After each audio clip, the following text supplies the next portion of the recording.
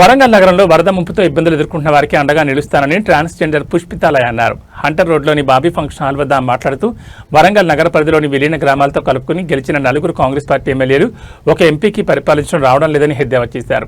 ట్రాన్స్జెండర్గా ఆవేదన వ్యక్తం చేసిన పుష్పితాలయ పరిపాలన సక్రమంగా చేసేందుకు చీర, పసుపు, కుంకుమ, గాజులు పంపించేందుకు సిద్ధంగా ఉన్నానంటూ సెటారికల్ కామెంట్స్ చేశారు. వరదలు వచ్చేందుకు నేతలు తీసుకున్న కమిషన్లే వాటికి నిదర్శనమని మండిపడ్డారు. వరంగల్ నగరానికి హైడ్రా రాకుండా ఎమ్మెల్యేలు, ఎంపీలు అడ్డుకుంటున్నారని మండిపడ్డారు. మీడియా మిత్రులకి, పత్రికా విలేకరులందరికీ పేరు పేరున నా వందనాలు. మరి వర్షం వరంగల్ జిల్లాలో వర్షాల కారణంగా మునిగింది.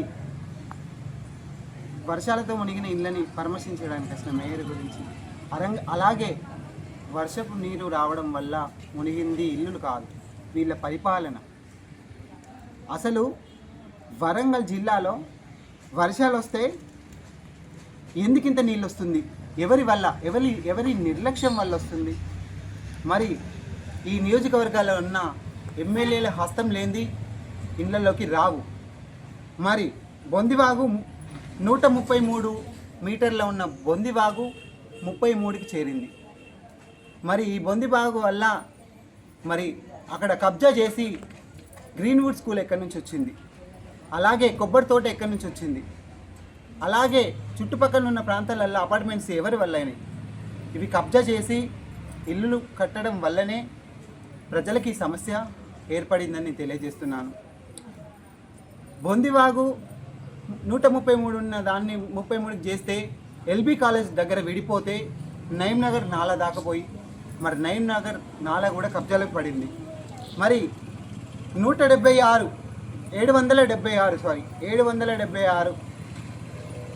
సర్వే నెంబర్ మరి ఖమ్మం బ్రిడ్జ్ కింద ఉన్న ప్రదేశం కూడా కబ్జాకి గురైంది. మరి ఈ ఎమ్మెల్యేలు ఎవరెవరు? మరి హనుమకొండ నాయని రాజేందర్ రెడ్డి, తూర్పు కొండ సురేఖ, ఎమ్మెల్యే పరకాల, అలాగే మన కడియం ఎంపీ గారు ఉన్నారు. మరి ఇంతమంది ఎమ్మెల్యేలు, ఎంపీలే హస్తం లేనిది ఇది జరగదు. కేవలం ఇది కమిషన్స్ కోసమే ఇలాంటి దుష్పరిస్థితి మనకు ఎదురైందని తెలియజేస్తున్నాను.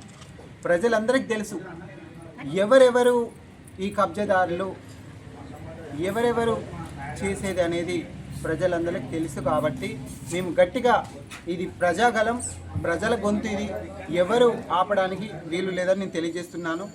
మరి హైడ్రా వచ్చిందని హైదరాబాద్కు మాత్రమే పరిమితం అని నేను అడుగుతున్నాను.